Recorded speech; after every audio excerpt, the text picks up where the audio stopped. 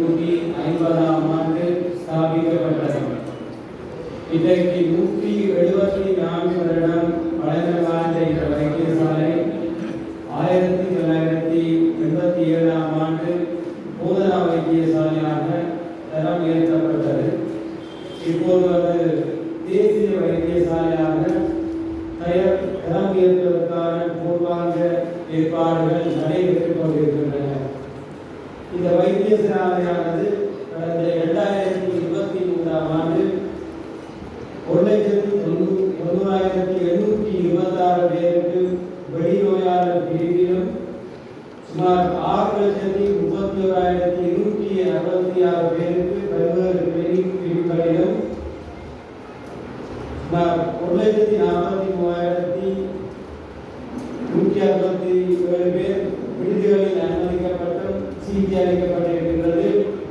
ஆகவே இதனுடைய மொத்த எண்ணிக்கை இந்த வடமாநிலத்தின் சனத்தொகையை விட அதிகமாக இருக்கின்றது. அதாவது 1.2 மில்லியனுக்கு மேல் இந்த வைத்தியசாலையில் கடந்த வருடம் சிகிச்சை அளிக்கப்பட்டிருக்கிறார்கள்.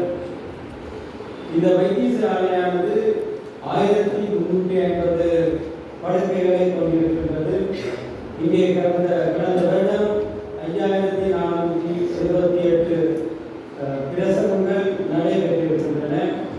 இது தவிரவும் 16,818 பிரதான சத்திர சிகிச்சை அதாவது மேஜர் சர்ஜரிஸ் நடைபெற்றிருக்கின்றது.